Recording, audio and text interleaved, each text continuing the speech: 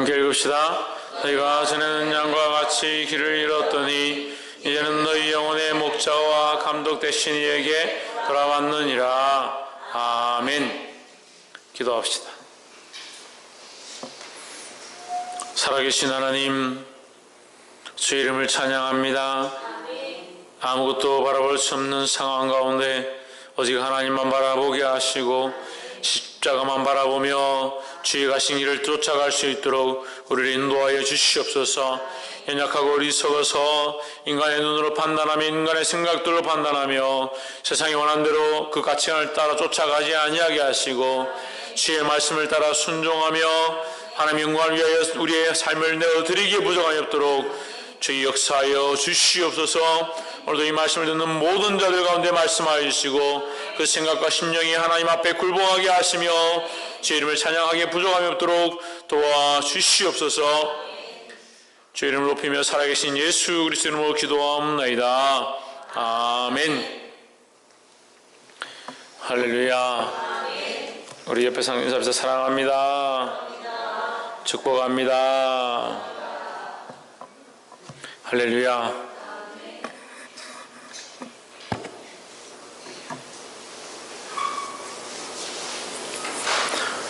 우리 말씀의 제목을 한번 읽어봅시다. 시작. 죄에 대해서 죽고 이에 대하여 산다. 할렐루야. 우리가 죄에 대해 죽는다는 것은 우리 삶의 많은 부분들이 죄를 쫓아갈 수 있고 제가 원하는 대로 살 수 있지만 그 죄로 살 수 있는 그 많은 부분들을 하나님이 원하시는 대로 살려고 노력하는 것, 그것을 말하고 있습니다. 그래서 죄에 대해서는 죽고 우리가 죄로 말미암아 살고 싶고 죄로 사는 것이 편하고 죄의 생각을 쫓아가는 것이 내 생각처럼 잘 되는 것처럼 보이지만 우리는 우리의 생각과 죄의 생각을 쫓아가는 것이 아니라 하나님의 생각과 하나님의 뜻을 쫓아가고자 살아가는 자이다 하는 겁니다. 할렐루야. 그렇게 할 때 죄에 대하여 죽고 의에 대하여 살고 세상에 대하여 죽고 그리스도에 대하여 살게 된 줄 믿습니다. 오늘 이 말씀을 함께 나눌 때 저와 여러분 안에 거룩한 도전들이 있기를 주의 이름으로 축원합니다. 2장 13절 인간의 세운 모든 제도를 주를 위하여 순복하되 혹은 위에 있는 왕이나 했습니다. 인간의 세운 모든 제도를 주를 위하여 순복하되 했습니다. 세상의 권세를 말하죠. 세상의 권세와 세상의 법도와 세상의 규칙들을 지켜라 라는 거죠. 지키는데 어떻게 지키느냐? 그냥 눈가림식으로 아웅하고 대충 지키는 것이 아니라 주를 순복하듯이 주를 위하여 순종하듯이 하라는 얘기예요. 그래서 세상의 법을 지킬 때 하나님의 영광을 위하여 하라는 얘기입니다. 할렐루야. 그래서 세상에서도 우리가 세상의 법들도 지켜야 한다. 근데 세상의 법들을 어떻게 지키느냐? 죽게 하듯 주를 위하여 하나님의 영광을 위하여 순종하라는 겁니다. 우리가 이 법을 지킴으로 누구의 영광을 드러내느냐? 하나님의 영광을 드러내고 우리가 이 법을 지키며 이 법에 순복함으로 하나님이 원하시는 그 뜻들을 이루어갈 수 있다는 거죠. 할렐루야. 그렇다면 이 세상의 법이 우선입니까? 하나님이 우선입니까? 하나님이 우선이죠. 하나님 영광을 위하여 하나님을 위하여 세상에서도 법을 지켜라 이 말이에요. 그래서 하나님 영광을 위하여 세상의 법을 지키고 왕들에게 순종하라, 권세들 앞에 순종하라 이 말이죠. 14절에 혹은 악해 행하는 자를 징벌하고 선행하는 자를 보장하기 위하여 그의 모든 방백에게 하라.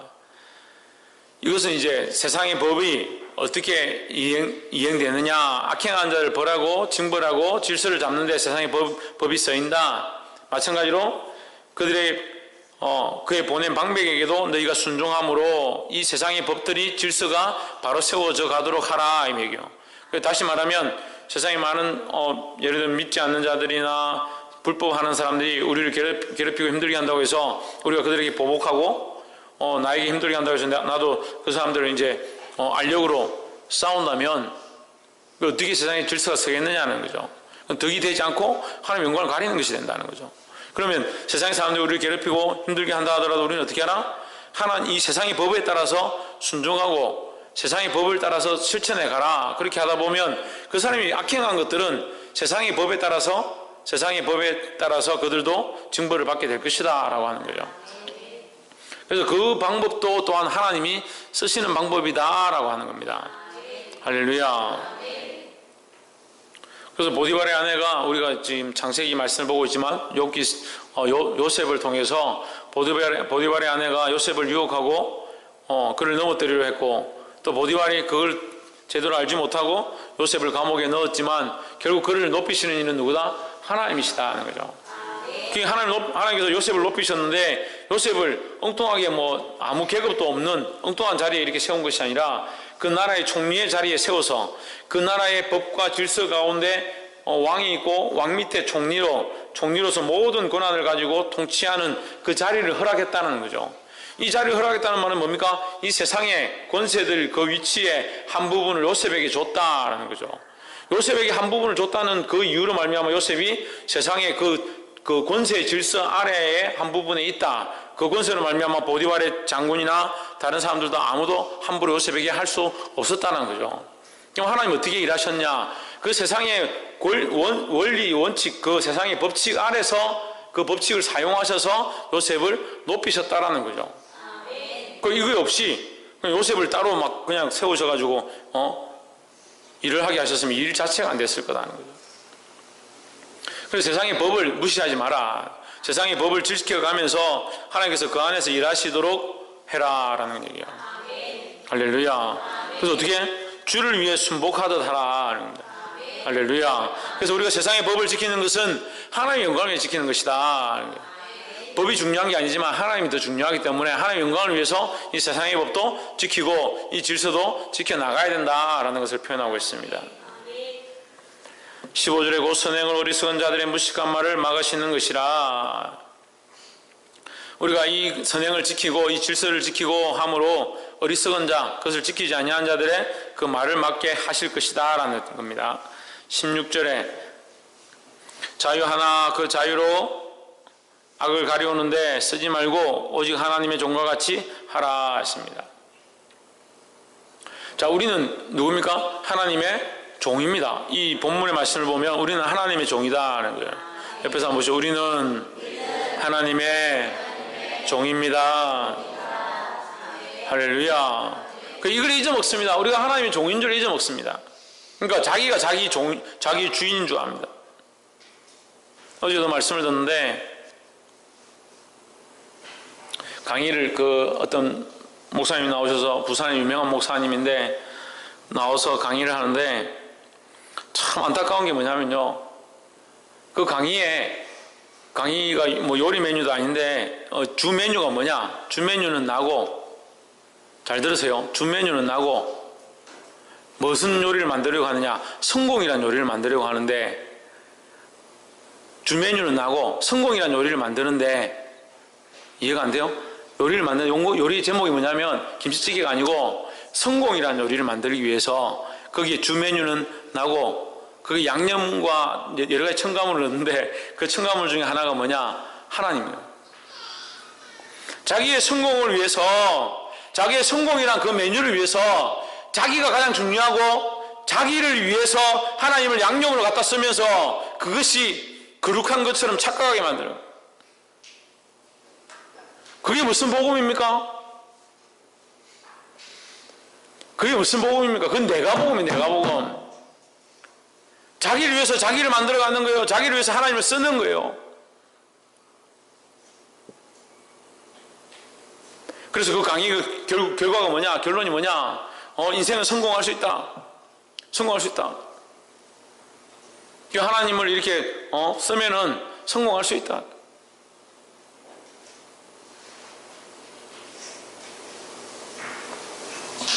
목적이 뭐예요? 자기 성공이에요. 자기 성공.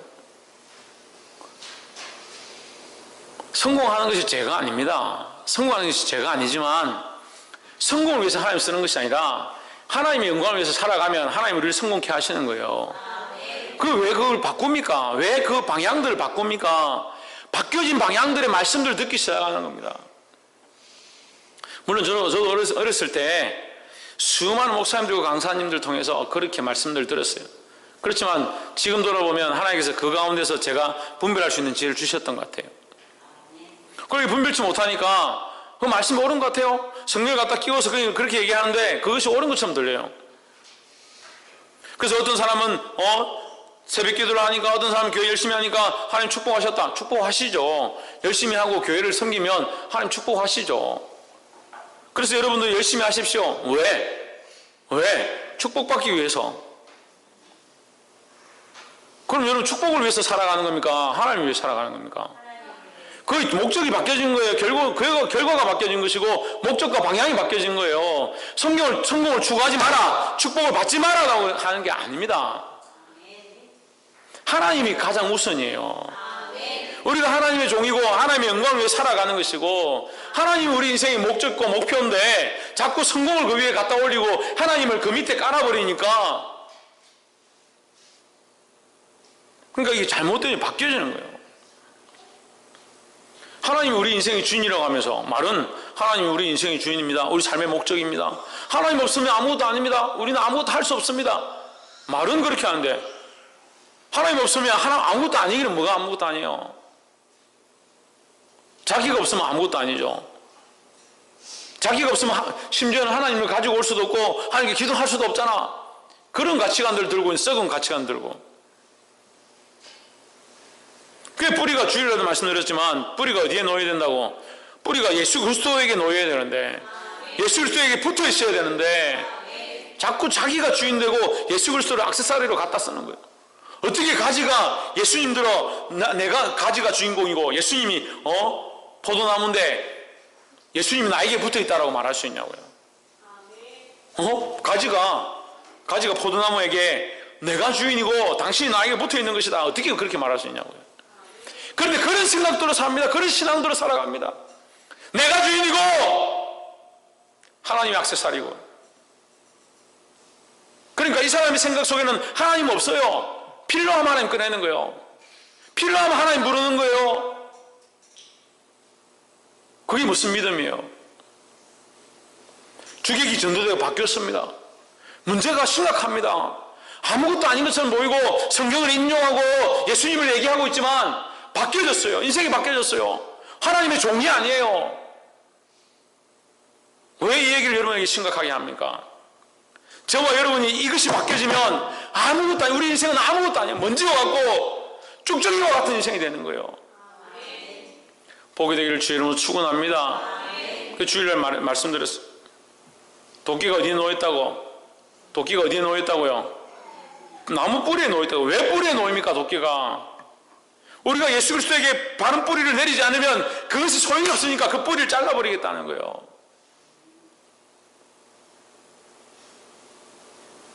보게 되기를 주의 이름으로 축원합니다.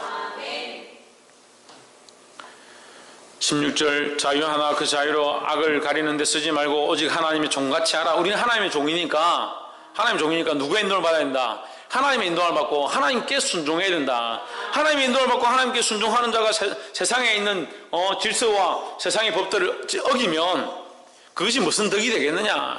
너희가 그것을 지킬 수도 있고 지키지 않을 자유도 있다. 너희에게 그런 자유함이 있다.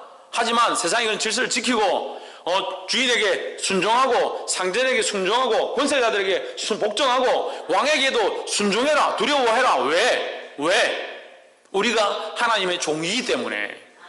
상전이 두려운 것이 아니라, 주인이 두려운 것이 아니라, 권세자들이 두려운 것이 아니라, 왕이 두려운 것이 아니라 하나님이 두렵기 때문에요. 할렐루야. 그 17절에 그 말씀을 다시 하는 겁니다. 무사람을 공경하며 형제를 사랑하며 하나님을 두려워하며 왕을 공경하라. 왜 왕을 공경하고 형제를 사랑하고 사람을 공경해야 하는가? 하나님을 두려워하기 때문에요. 우리는 하나님의 종이기 때문에. 할렐루야. 그래서 하나님의 관점, 하나님을 사랑하고 하나님의 종인 것, 하나님의 자녀인 것, 이 관점을 가지고 이웃을 대하고, 이 관점을 가지고 형제들을 대하고, 이 관점을 가지고 권세들을 대하기를 주의 이름으로 축원합니다. 18절에 사원들아 범사에 두려워함으로 주인들에게 순복하되 선하고 간용하는 자들에게만 아니라 또한 까다로운 자들에게도 그리하라. 너희를 괴롭히고 힘들게 하는 자에게도 어떻게 하라? 순종하라. 순종하고 관용하라. 할렐루야. 그래서 오늘 첫 번째 말씀 나눌 거예요. 첫 번째 뭐냐? 하나님을 두려워한다. 세상 속에서 하나님을 두려워하라는 겁니다. 어디 있어요? 세상 속에서도 하나님을 두려워하자라는 겁니다. 그래서 지금 13절부터 18절까지 봤는데 13절부터 18절까지 보는 이 사이에 순종하라, 순복하라, 너희 자유를 마음대로 쓰지 마라, 선행을 행하라. 왜? 너희는 하나님의 종이기 때문에. 형제들에게, 사람들에게, 왕들에게 공경하고 그들에게 잘해라. 왜? 너희는 하나님을 두려워하는 자이기 때문에. 할렐루야. 우리가 세상 속에 속해 있지만, 어디에 속해 있지만? 세상 속에 속해 있지만 세상에 순종하는 것이 아니라 하나님 앞에 순종하는 삶을 살아야 된다는 거예요. 하나님에게 순종하기 때문에 세상의 질서를 지키는 겁니다. 하나님의 말씀을 따라가기 때문에 세상의 법을 지켜가는 거예요. 할렐루야. 이 관점을 가져야 해요. 이 관점을 가지지 못하니까 어떻게 합니까? 세상의 법 좀 지키다가 마음에 안 들면 안 지키고, 친구들 좀 사랑하다가 나한테 좀 해주는 게 없어, 끊어버리고, 형제들 이웃을 좀 잘해주다가 나에게 돌아오는 게 없다, 관계 정리하자. 그렇게 되는 거예요. 그게 세상의 것들을 쫓아가는 것이 아니라 하나님의 관점, 하나님이 주인 되심, 하나님을 두려워하는 그 시각들을 가지고 이 세상 속에서 하나님을 두려워함으로 승리하기를 주의 이름으로 축원합니다. 옆에 사람 보십시오. 세상 속에서 하나님을 두려워합시다. 할렐루야. 두 번째로 19절에 애매히 고난을 받아도 하나님을 생각함으로 슬픔은 참으면 이는 아름다우나 했습니다. 고난 가운데 즐거워하라. 고난 가운데 즐거워하라. 애매히 고난을 받아도 하나님을 생각함으로 참으라. 슬픔을 참으라. 우리를 아름답게 보신다는 거예요.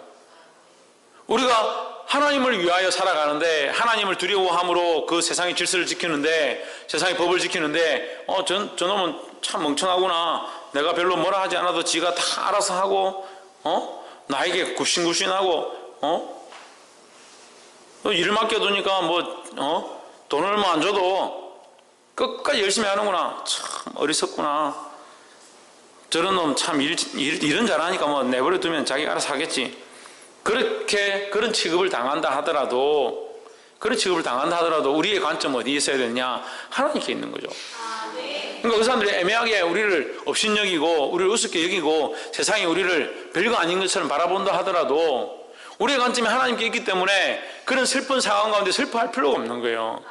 할렐루야. 그렇게 하면 이제 19절에 해석이 되죠. 애매히 고난을 받아도 너희가 애매하게 그런 비난을 당하고 너희를 무시한다 하더라도 하나님을 생각함으로, 누구를 두려워하기 때문에? 하나님을 두려워하기 때문에 하나님을 생각함으로 슬픔을 참으면, 그러한 애매히 고난당하는 것, 힐난당하는 것, 비난당하는 것을 참으면 그것이 아름다움이 된다는 거예요. 할렐루야. 누구에게 아름다움이 되겠습니까? 하나님 앞에서 아름다움이 되는 거예요. 그러니까 하나님을 기억지 아니하고 세상에서 애매한 고난을 당했다, 그건 하나님 앞에 아름다움이 아니죠. 하나님을 기억하고 하나님을 두려워하고 하나님 종임을 알고 하나님의 자녀임을 알아서 세상 속에서도 이것을 지키려고 하고 순종하려고 하니까 세상 사람들이 비난하고 욕하고 지만 잘났나, 지만 그렇게 할 줄 아나, 그렇게 한다 하더라도 멍청한 자처럼 오히려 주의 말씀대로 순종하려고 하고 더 회사를 살리려고 하고 더 열심히 일하면 그 세상에서 무시를 당한다 하더라도 그것은 하나님 앞에서 더 아름다움이 된다는 거예요. 그래서 여러분 보십시오. 세상에서 우리가 직장을 가지고 일을 하고 많은 것들을 하지만 그것이 하나님의 일이 되게 하는 방법들의 한 모습이에요.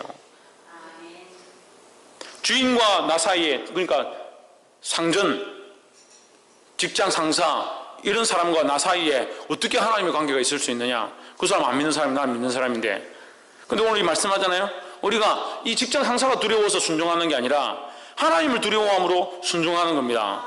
그럼 우리는 무슨 일을 하고 있는 겁니까? 하나님을 두려워하고 하나님을 우리의 주인 삼은 일을 그 직장 가운데서 하게 되는 겁니다.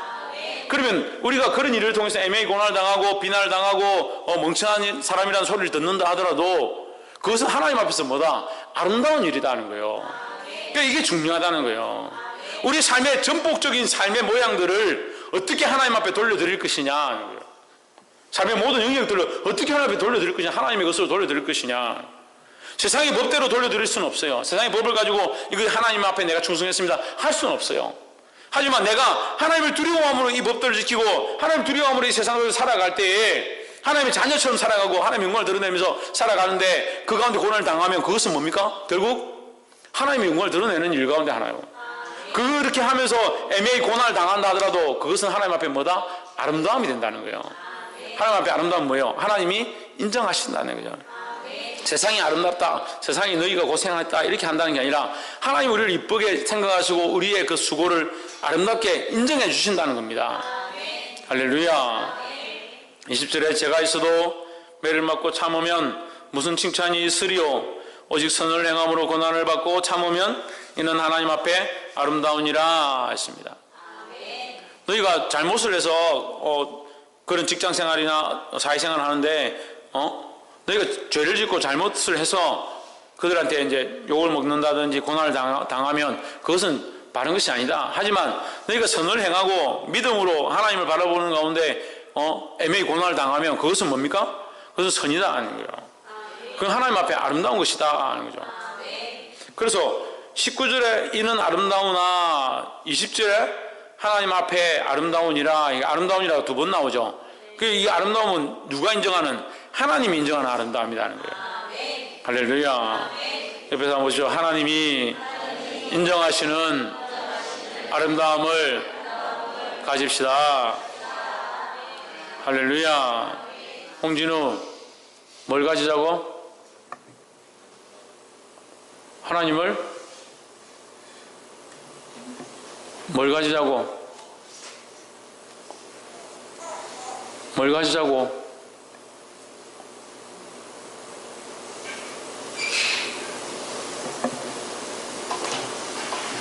뭘 가지자고? 왜 입만 뻐긋뻐긋하냐? 홍채연 뭘 가지자고? 그래, 하나님 인정하는 아름다움을 가지자고. 홍준이 앞에 온나? 채연이가 가서 대신 좀.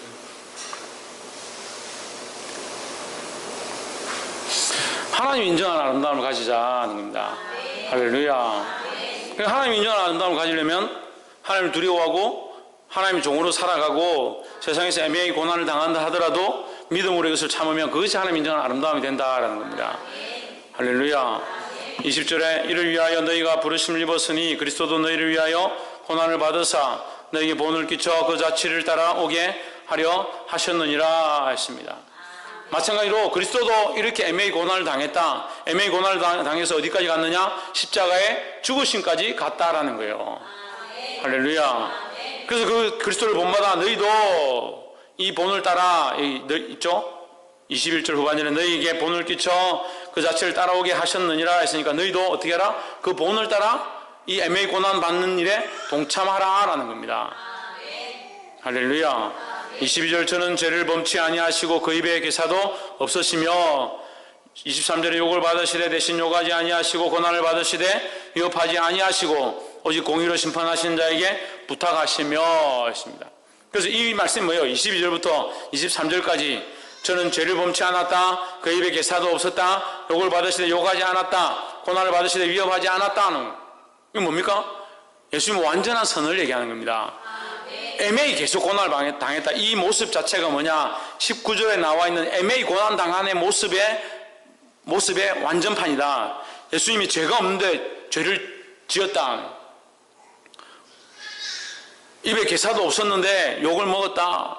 그렇지만 아무런 대응도 하지 않으셨다. 그것이 애매히 고난받는 자의 모습이다. 너희도 어떻게 하라? 예수님이 이 본을 보이셨으니까 너희도 어떻게 하라? 이 본을 따라 살아가라는 겁니다. 할렐루야. 이 십자가를 지고 주님을 따라가는 저와 여러분 되기를 주의 이름으로 축원합니다.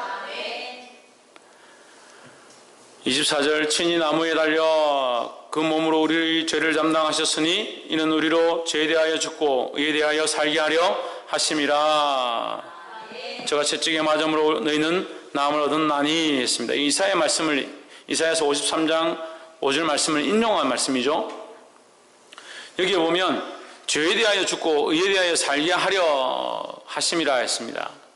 예수님이 십자가를 지신 목적이 여기 나와 있어요. 죄에 대해서는 죽고 의에 대하여 산다는 겁니다.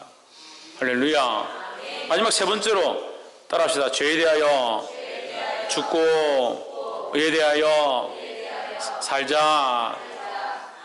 죄에 대하여 죽고 의에 대하여 살려고 하는 믿음을 가져야 된다는 겁니다. 죄에 대하여 죽는다.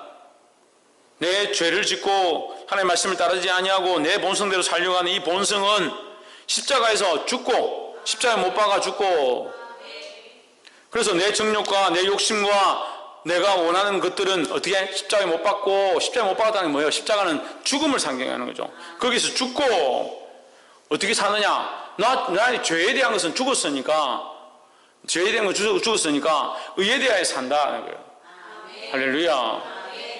그래서 죄에 대해서 내 본성이 죽지 않으면 의에 대하여 살기 어렵다는 거예요. 할렐루야.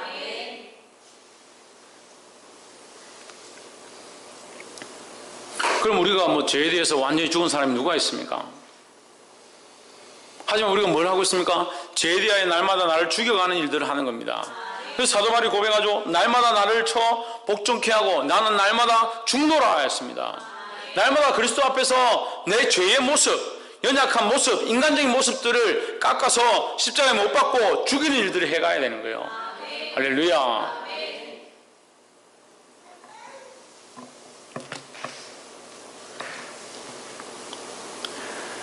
그것이 죽어야, 이 나의 그 본성적인 모습들이 죽어야 의에 대하여 살 수 있다는 거예요. 25절 너희가 전에는 양과 같이 길을 잃었더니 이제는 너희 영혼의 목자와 감독 되신 이에게 돌아왔느니라 했습니다. 너희 영혼의 목자와 감독 되신 이가 누굽니까? 예수 그리스도죠. 그러면 우리가 전에는 길을 잃었다. 길을 잃은 인생은 뭐냐? 목자를 떠난 인생이죠. 하나님의 말씀을 떠나고 하나님을 두려워하지 않고 말씀과 관계없는 삶을 사는, 그리스도와 관계없는 삶을 사는 자의 모습을 얘기하는 겁니다.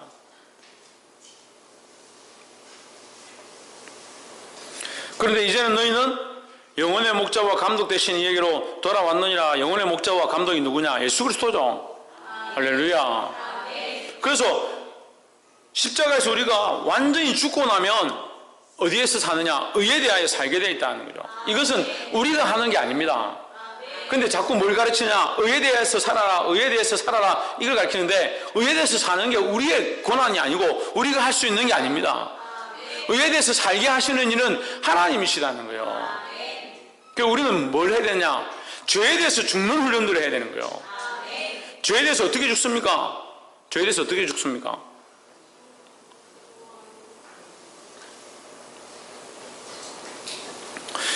(24절) 다시 한번 보십시오. 친히 나무에 달려 그 몸으로 우리 죄를 담당하셨으니 이는 우리로 죄에 대하여 죽고 의에 대하여 살게 하려 하심이라 했습니다. 친히 나무에 달려 죽었다. 친히 나무에 달려 죽었다는 거예요.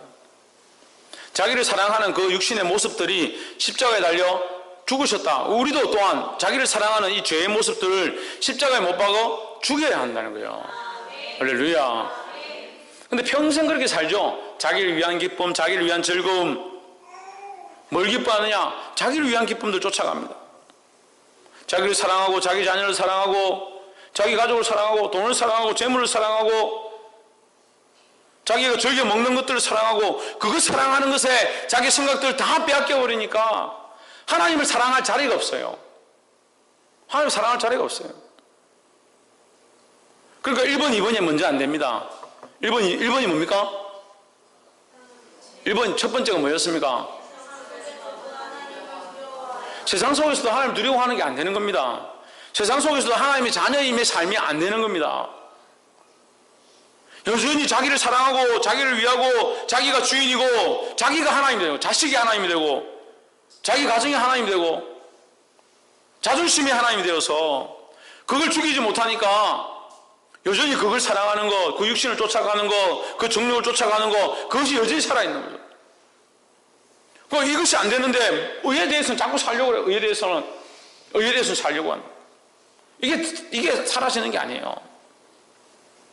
이게 좀 어려운데 결과적으로 말하면요, 우리는 열매를 바라보는 존재가 아니에요. 자꾸 착각해서 그렇게 가르칩니다. 사랑의 열매, 희락의 열매, 화평의 열매, 온유의 열매, 절제의 열매, 열매를 맺어가야 됩니다. 열매를 맺으십시오. 열매를 맺어가야 합니다.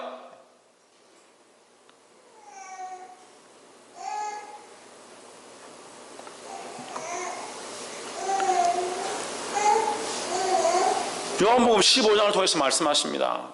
저가 내 안에, 내가 저 안에 있으면 이 가지는 많은 열매를 맺나니 했습니다. 어디에 있는가, 어디에 뿌리를 내리고 있는가가 중요하지. 우리가 어떻게 무슨 열매를 맺으려고 하고 내가 이런 열매를 맺으려고 한다고 해서 그런 열매가 맺혀지는 게 아니에요. 자꾸 근데 그렇게 배워요. 열매를 어떻게 만들자, 어떻게 하자.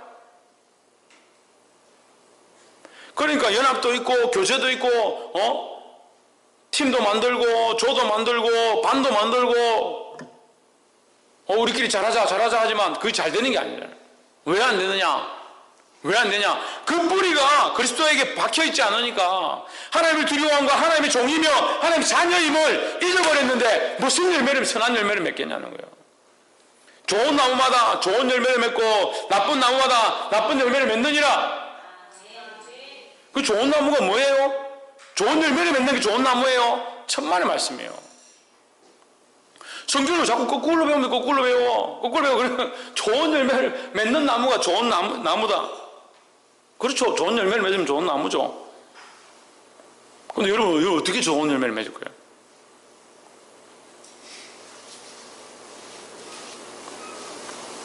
열매 맺게 하시는 이는 누구신데요? 그건 하나님이 하실 일이잖아요. 우리가 열매를 맺으려고 하는 게 아니에요. 우리는 어떤 것을 더 노력해야 되냐? 그리스도 안에 붙어 있으려고 해야 되는 거예요.